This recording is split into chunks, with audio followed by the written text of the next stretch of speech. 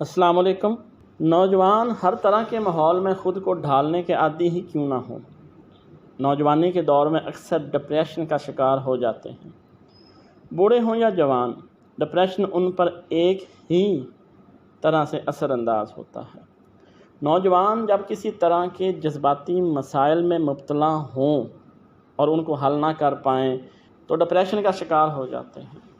اگر آپ اس طرح کی علامات دیکھیں تو اس کی اصل وجہ جاننے کی کوشش کریں اور علاج کروائیں۔ ڈپریشن کی اصل وجہ جاننے کے بعد اس پر قابو پانا نہایت آسان ہو جاتا ہے۔ نوجوان کے ڈپریشن کی مختلف وجوہات ہوتی ہیں، تو اس ویڈیو میں وہی وجوہات آپ کے سامنے رکھوں گا۔ مرائن کے چینل پر خوش آمدید۔ کمنٹ میں ضرور بتائیے گا کہ آپ کبھی ڈپریشن میں مبتلا ہوئے یا نہیں۔ پڑھائی کا دباؤ۔ نوجوان کو پڑھائی کی ٹینشن ہوتی ہے۔ امتحان میں اچھی کامیابی ان کے لیے چیلنج بن جاتی ہے، خاص طور پہ وہ نوجوان جو تعلیمی اخراجات پورے کرنے کے لیے اسکالرشپ لینا چاہتے ہیں۔ کلاسوں، ٹیسٹ اور گریڈز کی فکر میں وہ ڈپریشن کا شکار ہو جاتے ہیں، خاص طور پر وہ نوجوان جو دوسروں پر سبقت لے جانا چاہتے ہیں اور شروع ہی سے سخت محنت کرتے ہیں۔ معاشرتی دباؤ۔ نوجوانی میں آپ یہ بھی سیکھتے ہیں کہ معاشرے کی مشکلات کا مقابلہ کر کے آپ کس طرح اپنا مقام بنا سکتے ہیں۔ شہرت زیادہ تر نوجوانوں کا خواب ہوتی ہے، اور اگر ان کا یہ خواب پورا نہ ہو تو وہ ڈپریشن کا شکار ہو جاتے ہیں۔ معاشرے میں صحیح مقام نہ ملنے پر اکثر نوجوان مایوسی کا شکار ہو جاتے ہیں اور منشیات کا استعمال یا ایسی حرکتیں کر جاتے ہیں جن سے ان کی زندگی کو نقصان پہنچ سکتا ہے۔ جو نوجوان ہمت نہیں بھی ہارتے، انہیں بھی اپنی کارکردگی کی ناکامی کا ڈر ہوتا ہے۔ محبت میں ناکامی۔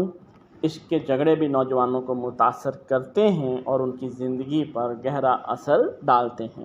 محبت میں ناکامی سے لے کر مخالفت تک ہر چیز ان کے لیے ڈپریشن کا باعث بنتی ہے۔ حادثہ پیش آنا۔ کسی عزیز کی موت یا کوئی بدسلوکی ہر ایک پر برا اثر ڈالتی ہے اور پریشانی اور ڈپریشن کا باعث بنتی ہے۔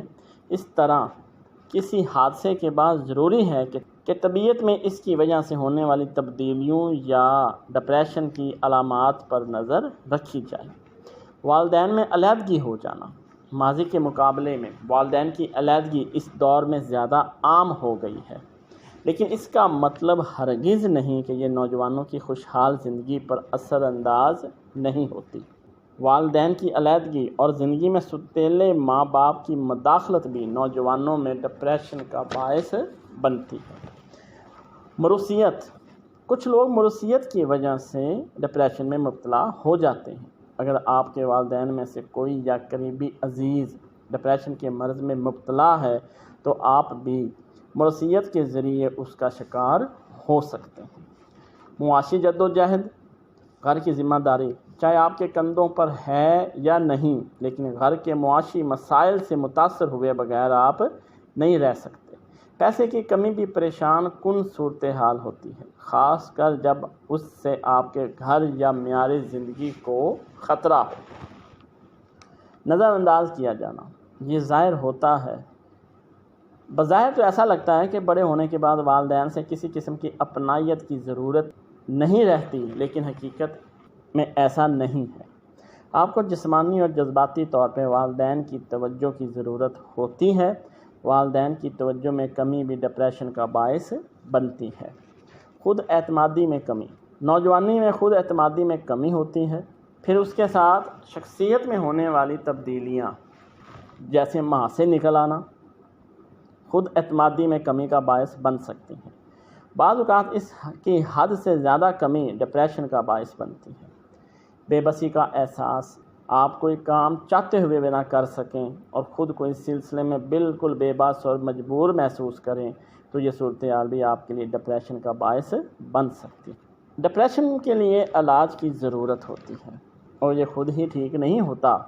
اس سلسلے میں آپ کا معالج آپ کے حالات جانتے ہوئے بہتر رہنمائی کر سکتا ہے، اور آپ کو کسی قسم کی دوا یا تھراپی کی ضرورت ہے یا نہیں، اس بات کا فیصلہ آپ کی دماغی حالت کو دیکھ لگایا جا سکتا ہے۔ یہ ایک چھوٹی سی ویڈیو تھی ان تمام وجوہات کے اوپر جس کی وجہ سے آج کا ایک نوجوان ڈپریشن کا شکار ہے۔